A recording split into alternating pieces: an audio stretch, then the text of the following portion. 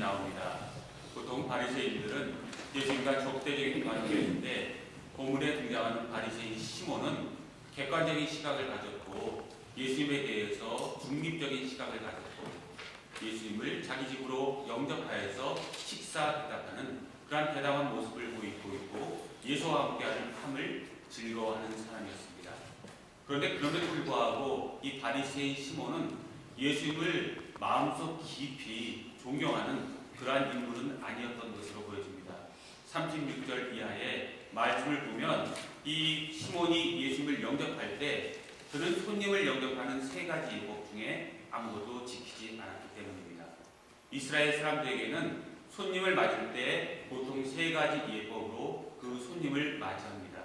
맨 처음에는 문 입구에서 온 손님의 어깨에 손을 얹고 그의 뺨에 샬롬을 외치며 거룩한 입맞춤을 함으로 손님을 맞는 첫 번째 예법으로 손님을 맞이합니다. 그리고 나서 이 주인은 손님들이 얼마나 귀중한 손님인가에 따라서 그들의 발을 씻길 때에 좀 보통의 평범한 손님이라면 하인을 통해서 그 온 손님의 발을 그 문 어귀에서 무릎을 꿇고 그 발을 닦아주는 세족식을 거행합니다. 조금 더 그보다 더 귀한 손님이라면 집주인의 아내가 이 손님의 발을 씻겨주는 그런 의식이 있고 가장 중요한 손님이라면 때때로 집주인이 직접 허리에 수건을 들고 그 손님의 발을 씻겨주곤 했습니다. 그리고 마지막으로 먼 길 올 때 흘린 땀과 그들의 모든 모습 가운데에 향기를 주기 위해서 감람류 한두 방울을 그들의 머리에 떨어뜨려서 그들을 머리끝부터 발끝까지 정결케 하고 좋은 향기가 나게 하는 것이 이스라엘 사람들의 손님을 맞이하는 예법이었습니다. 그런데 가만 본문 말씀을 보면 시몬은 한 가지도 예수님에게 거행하고 있지 않습니다. 그리고 단지 음식만을 준비해서 음식을 나누는 것으로 예수님과 함께하는 그러한 시간을 갖고 있는 것을 볼 때에 그 마음속 깊은 곳에는 예수님을 진정 경외하는 그리고 존경하는 마음이 있지 않았다는 것을 우리가 본문을 통해서 추측할 수 있습니다.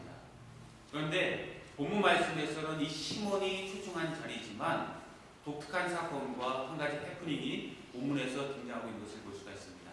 시몬이 예수님과 이야기하고 있을 때 한 여인이 다가와서 눈물로 발을 씻고 머리털로 그 눈물을 닦고 자기가 준비한 향유를 가지고 예수님의 발과 머리에 부어서 예수님을 정결케 하는 그런 예식을 거행하는 준비되지 아니하는 손님과 준비되지 아니한 그러한 사건이 본문에서 등장하고 있습니다. 그때 시몬이 마음속으로 생각했습니다. 예수께서 선지자하고 하나님께서 보내신 사람이라면 이 여자가 누구인지 알았을 텐데 예수님이 이 동네 사람이 아니라서 이 여인이 누구인지 몰라서 가만히 있는가 보다. 이는 선자로 지칭받기에 부끄러운 모습이겠다라고 생각했습니다. 왜냐하면 성경 말씀에 나타나는 죄인으로 표현된 이 한 여인은 창기로 몸을 파는 가장 이스라엘 사람들이 경멸하는 그런 직업을 가진 인물이었고 그 여인이 와서 예수님의 발을 씻겨줌에도 불구하고 예수님께서 가만히 있었다는 것은 예수님께서 그분에 대해서 그 여자분에 대해서 알지 못했다는 것 그리고 죄인과 함께하는 것에 아무런 생각이 없었다는 것을 의미한다고 시몬은 생각했기 때문입니다. 그러나 이 마음속의 시몬의 생각과 예수님을 경시하는 그러한 이야기를 듣고 마음속에 예수님께서 그 시몬의 마음에 가득한 것이 무엇인지를 알고 갑자기 기습적으로 예수님이 시몬에게 질문을 합니다. 시몬아, 내가 너에게 한 가지 묻겠다. 어느 한 500데나리온 빚진 사람과 50데나리온 빚진 사람이 있는데 그 두 사람 다 이 빚을 탕감할 능력이 없었다. 그런데 그 빚을 받아야 할 사람이 두 사람의 어려운 환경을 보고 500데나리온 받은 사람과 50데나리온 받은 사람들의 빚을 깨끗하게 청산해 주었다면 이른바 탕감해 주었다면 누가 더 이 빚을 받을 사람에게 감사하겠느냐.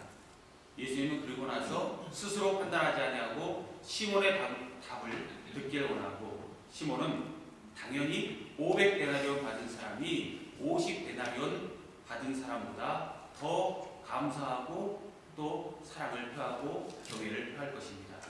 예수님께서 옳다 이야기하십니다. 여기서 500데나리온은 5천만 원 정도의 돈이고 50데나리온은 50만 원 정도, 500만 원 정도의 그런 돈이기 때문에 이 두 사람의 가치를 이야기하는 데 있어서 이 모든 시몬의 대답은 옳을 것입니다. 그러나 비유는 우리가 그 가운데 옆에 둔 비유의 말씀은 본 뜻을 설명하기 위해서 우리에게 주신 것이기 때문에 이 말씀의 정확한 이해와 정확한 뜻은 이 41절부터 43절 앞에 있는 말씀과 뒤에 있는 말씀, 즉 36절부터 마지막 50절까지의 문맥을 정확히 보고 그 가운데 뜻을 판단하는 것이 이 비유에 대한 정확한 해석이 됩니다.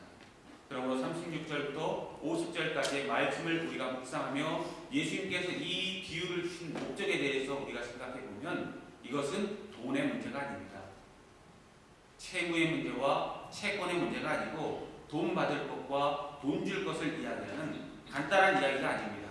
심플한 이야기 같고 아무런 맛도 없는 밋밋한 이야기 같지만 예수님께서 여기서 진정 시몬에게 이야기하고 있는 것은 죄의 문제와 죄의 용서의 문제고 여기서 시몬이 깨닫고 있지 못한 그러한 문제 하나, 시몬이 자기는 의인이라고 생각할 때 시몬은 500데나리온 받은 여인에 비해서 이 50데나리온을 빚진 그러한 사람으로 적게 하나님 앞에 죄 지은 사람이라고 생각하지만 하나님께서 더욱더 사랑한 것은 그리고 주인공 되는 것은 시몬이 아니라 여인이었다라고 이야기하고 있는 것이 본문의 골자인 것을 볼 수가 있습니다. 그러므로 우리 본문에서 이 빛의 문제에서 죄의 문제를, 빛이 탕감받는 문제에서 용서의 문제를 다시 한번 마음속에 생각하고 하나님을 만나셔야 할 것입니다. 그러므로 우리는 본문 말씀에서 네 가지 교훈을 마음속에 새기고 그 가운데 하나님을 만나셔야 합니다. 첫 번째 문제는 죄의 문제를 생각할 때 우리는 늘 마음속에 명제로 두어야 할 것이 세상에 의인은 없대 하나도 없다라는 로마서 말씀을 늘 우리는 마음속에 두어야 한다는 것입니다. 세상 모든 사람들이 경중은 있어도 누구나 다 죄인이라는 사실은 변함이 없다라는 것을 우리는 본문 말씀을 통해서 이해해야 합니다. 50데나리온을 빚졌건 500데나리온을 빚졌건 또 때로는 5000데나리온을 빚졌건 우리 모두는 다 하나님 앞에 죄인이라는 것을 우리는 명심하고 살아가는 그러한 하나님의 지혜 백성이 되어야 한다라는 것입니다. 그러므로 철학자 파스칼은 세상에는 두 가지 종류의 인간밖에 없다라고 늘 우리에게 이야기합니다. 자기가 죄인인 줄 깨닫고 겸손한 의인과 자기가 의인인 줄 알고 교만을 떠는 죄인, 두 종류의 사람밖에 없다. 파스칼은 단언하여 이야기하는 것을 볼 수가 있습니다.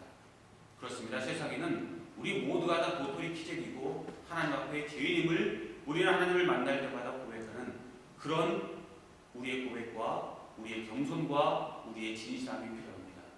어느 전쟁터에서 전쟁이 기울자 군인들이 총을 버리고 도망하게 됩니다. 그러다가 도망자 2명이 붙잡혀서 군법회의에 올려졌습니다. 그러자 한 사람이 자기의 불만을 토로합니다. 저 사람과 내가 똑같지 않은데 똑같은 벌로 내가 벌을 받는 것은 옳지 않습니다. 저 사람은 총을 버리고 100보를 도망갔고 나는 그저 늦어서 총을 버리고 50보 걸어가다가 잡혔는데 100보 걸어간 그 사람과 50보 걸어간 내가 똑같은 벌을 받는다는 것은 불가합니다. 나는 절반의 벌을 받는 것이 좋을 듯합니다. 라고 이 두 번째 사람이 첫 번째 100보 도망간 사람과 비교해 줄 것을 재판관에게 이야기합니다. 그때 재판관이 이야기합니다. 50보나 100보나. 그것이 바로 50보 100보라는 그러한 말의 유래입니다. 그렇습니다. 우리가 모 묻은 개가 모 묻은 개를 비난한다는 그러한 속담처럼 우리의 죄의 경중을 늘 따지는 것이 인간의 모습이지만 하나님은 죄의 경중을 따르는 인간의 모습과 인간의 그러한 셈법을 따르는 것이 아니라 자기 자신이 죄인인 줄 알고 깨닫고 회개하는가 회개하지 아니하는가 하나님은 그것을 본다는 것입니다. 하나님은 죄가 많고 적은 것을 보는 것이 아니라 하나님 앞에서 내가 누구인지를 깨닫고 하나님 앞에서 교만하지 아니하고 하나님 앞에서 죄인 줄 아는 그러므로 하나님의 은혜로 의인 될 수 있는 그런 길을 가고 있는 하나님의 백성들을 찾고 있습니다. 그러한 가운데서 우리가 모두가 다 죄인임을 알고 하나님 앞에 겸손히 서서 하나님 앞에 영광 돌릴 수 있는 그런 사람이 되어야 할 것입니다. 그리고 두 번째로 우리가 깨달아야 할 것은 죄의 문제가 우리의 발목을 잡고 있는데 이 모든 것에 대한 해결책은 인간에게도 어떤 다른 종교에게도 철학에도 교육에도 없다는 것을 마음속에 다시 한번 우리는 새겨야 합니다. 사람들과 모든 종교들과 교육과 철학들은 이 모든 죄의 문제를 해결하는 데 있어서 하나도 이 모든 문제를 죄의 문제를 그냥 넘어가는 그러한 종교와 교육과 철학은 없습니다. 그러면서 그들이 내리는 결론을 보통 묶어서 이야기하자면 세 가지 결론으로 그들이 이야기합니다. 첫 번째, 죄의 문제를 해결하는 법. 그래서 그들이 이야기하는 것은 자기의 죄를 고백하는 것이 죄에 대한 속죄의 길이 된다라고 그들이 이야기합니다. 천주교에 가면 성당에 고해성사를 하는 속죄소가 있습니다.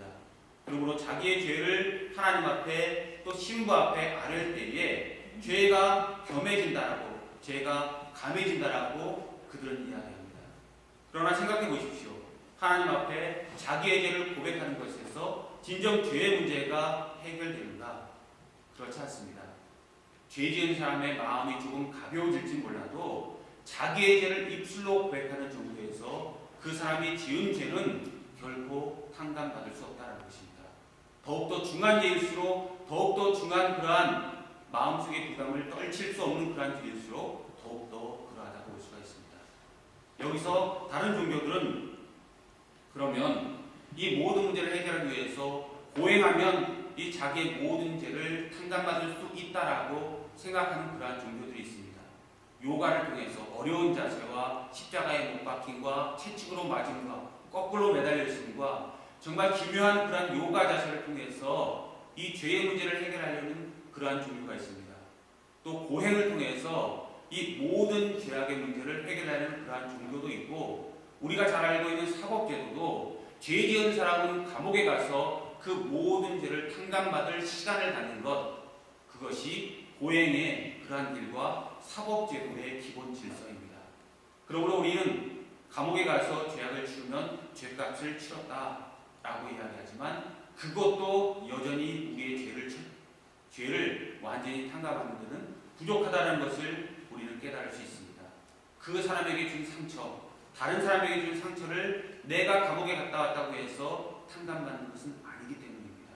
나의 소중한 가족과 나의 소중한 누군가와 내 자신에게 준 상처가 그 사람이 감옥에 가서 5년, 10년, 15년을 치르고 왔다고 해서 그것에 대한 정확한 보상으로 돌아오는 것이 아니기 때문입니다. 세 번째 방법은, 그러면 모든 것을 가지고 잘못한 모든 것을 돈으로 환산해서 원금은 물론이고 이자까지 보태서 돌려주면 모든 문제가 탕감받을 수 있는가? 이것도 아닙니다.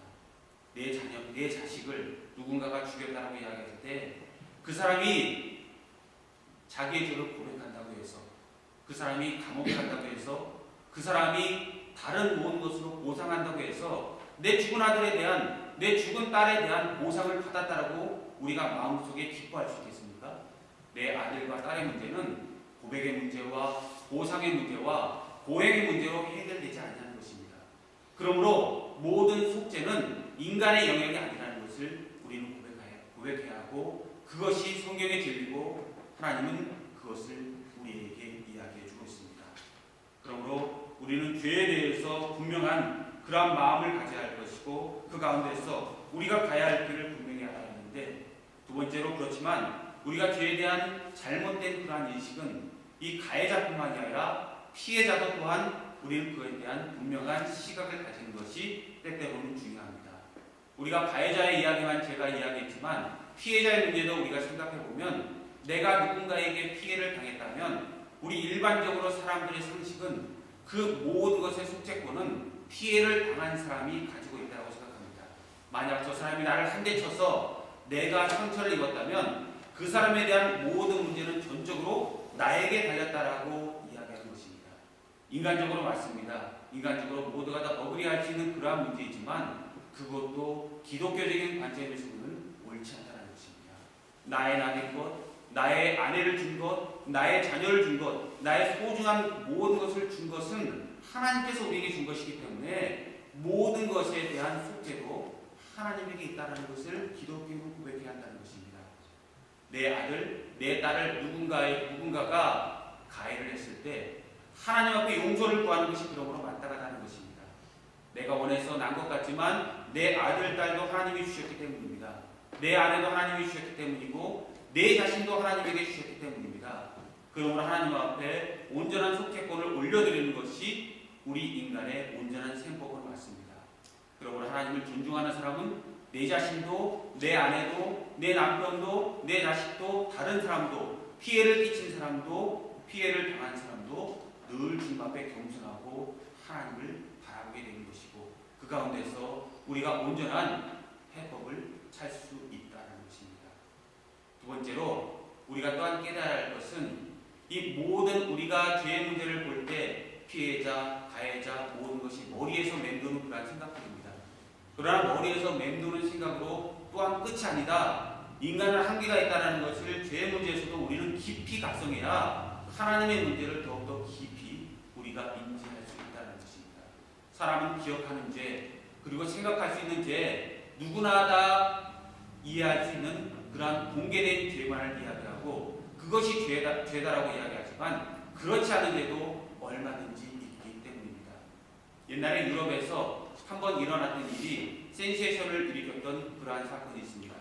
지금 유럽에서 어느 한 거리를 갈 때 퍼러원처럼 고속도로를 지나는데 이 경찰들의 추측으로는 트럭을 모는 젊은 운전자 한 사람이 담배를 피다가 그 담배를 가지고 무심결에 창밖으로 이 담배째를 던져버렸는데 그것이 길 건너편에 있는 이 자동차로 들어가게 되고 자동차에는 이 문을 열고 달리던 엄마가 어린아이를 강보에 싸서 유모차에 실어서 뒷좌석에 앉혀놓고 이 바람을 쐬면서 달려가고 있었는데 이 담뱃불이 어린아이의 강보에 떨어지게 되고 달리자 이 바람 때문에 불이 붙어서 어린아이의 강보에 불이 붙고 아이가 울기 시작했습니다.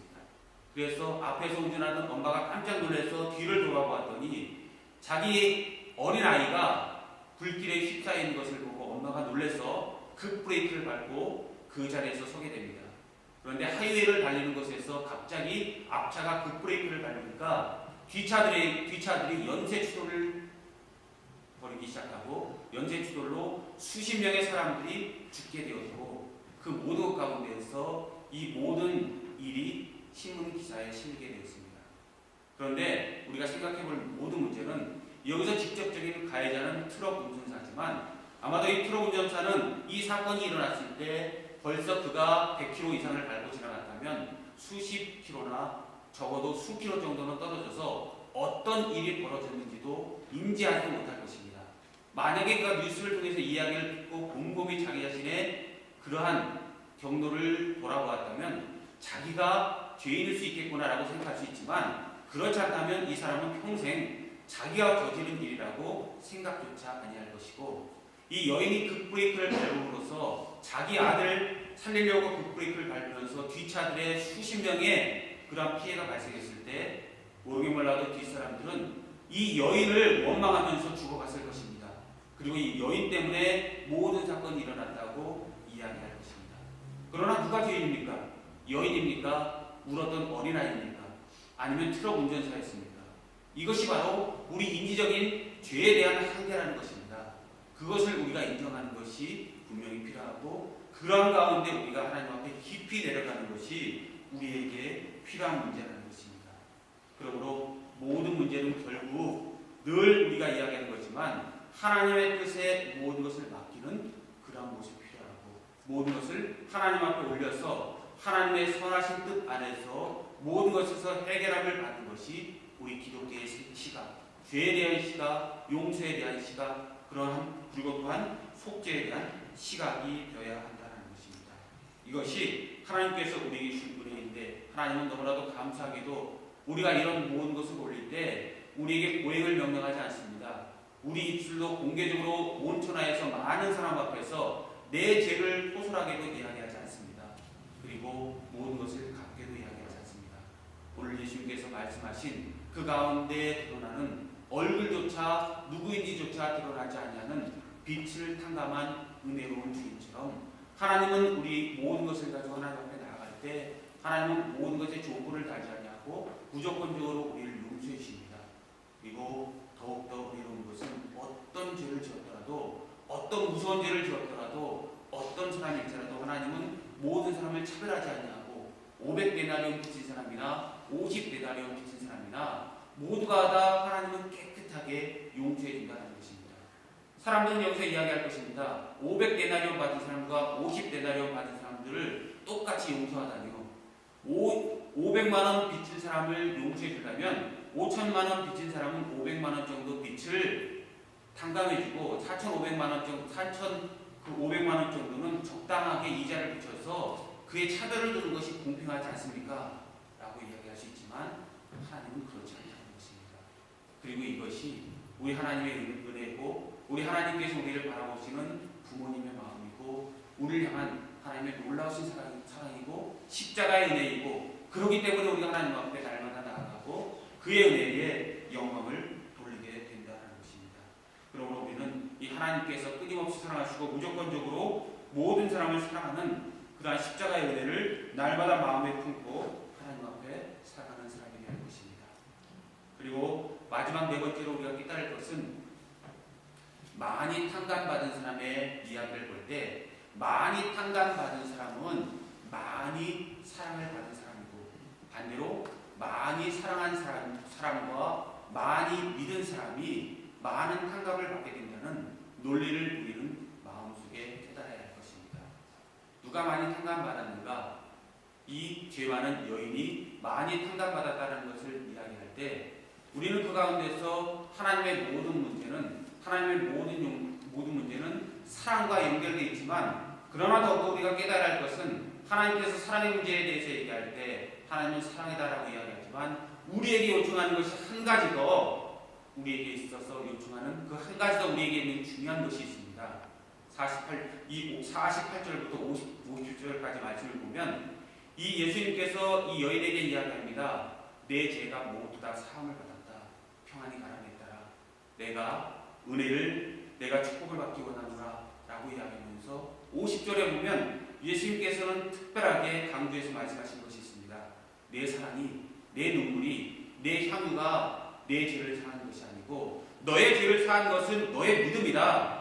내 믿음이 너를 구원했다라고 예수님께서 믿음을 사랑과 연결시키고 있다는 것을 우리는 놓치지 말아야 합니다. 그리고 믿음과 사랑은 한 나무에서 솟아난 두 열매라는 것을 우리는 놓치지 말아야 한다는 것입니다. 한 가지에서 일어난 사랑과 믿음이라는 그러한 것을 둘 다 잡을 때 하나님의 은혜를 우리는 그때서 비로소 온전히 깨달을 수 있게 됩니다. 그러한 은혜를 놓치지 않고 그러므로 하나님을 사랑합니다 고백하고 하나님 앞에 많이 탕감받으려면 하나님 앞에 사랑하는 자가 되고 믿음을 보이는 자가 되고 그럴 때 하나님의 은혜를 사랑을 더욱더 이 한 여인처럼 누리실 수 있기를 바랍니다. 결론을 말씀드리겠습니다. 시몬이 축복받으려고 예수님을 초청했지만 결국 이 모든 본문 말씀에서 주인공이 된 것은 시몬이 아니고 한 죄 많은 여인이었다는 것입니다. 하나님의 은혜가 우리에게 이렇게 임할 수 있도록 한 여인이 될 수 있는 은혜로 믿음으로 살아가실 수 있기를 바랍니다. 베드로전서 4장 8절 말씀을 보면 사랑은 모든 허다한 죄를 돕는다.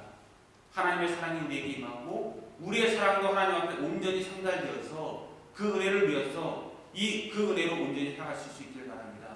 그리고 여인의 문제가 바로 우리들이 끊임없이 추구하고 우리들에게 가장 소중한 그 무엇이라는 것을 깨달아서 여인 같은 눈물로 예수님의 발을 닦고 머리 털고 주님을 닦고 마음으로 영접하고 하나님 앞에 내 가장 귀중한 향유를 드릴 수 있는 그런 은혜를 누리실 수 있기를 바랍니다.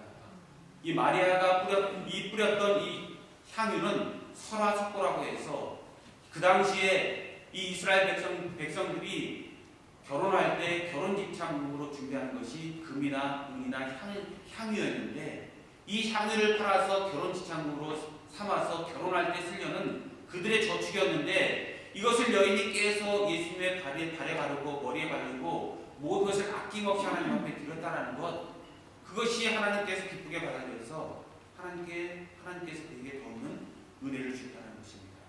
하나님이 향유가 기뻐서 여인을 축복하지 않으셨습니다. 그 마음을 받으셨고 그 마음속의 간절함과 은혜를 예수님께서 느꼈기 때문에 그를 축복하셨을 것입니다. 이런 마음속에는 향유를 드릴 준비를 하시고 그 은혜를 누리실 수 있기를 바라고, 그 은혜가 영원한 하나님의 사랑으로 살아가는 우리의 영원한 은혜가 되고 우리 죄에 대한 그러한 용서와 속죄가 되실 수 있기를 바랍니다. 아멘. 마지막으로 이 모든 것으로 나아갈 때 하나님께서 우리에게 주는 마지막 축복이 있습니다. 그 말씀은 로마서의 말씀으로 우리에게 있습니다. 로마서 8장 34절로 39절에 보면 이런 말씀이 있습니다. 제가 한번 읽어보겠습니다. 로마서 8장 31절로 39절에 이런 말씀이 있습니다. 그런즉 이 일에 대하여 우리가 무슨 말하리요? 만일 하나님이 우리를 위하시면 누가 우리를 대적하리요? 자기 아들을 아끼지 아니하시고 우리 모든 사람을 위하여 내주시니가 어찌 그 아들과 함께 모든 것을 우리에게 주시지 아니하겠느냐? 누가 능히 하나님께 택하신 자들을 고발하리요? 의롭다 하신 이는 하나님이시니 누가 정죄하리요? 죽으실 뿐 아니라 다시 살아나신 이는 그리스도 예수시니 그는 하나님 우편에 계신 자요 우리를 위하여 간구하시는 자시니라. 누가 우리를 그리스도의 사랑에서 끊으리요? 환난이나 곤고나 박해나 기근이나 적신이나 위험이나 칼이라. 기록된 바 우리가 종일 주를 위하여 죽임을 당하게 되며 도살당할 양같이 여김을 받았나이다 함과 같은 이이다. 그러나 이 모든 일에 우리를 사랑하시는 이로 말미암아 우리가 넉넉히 이기느니라.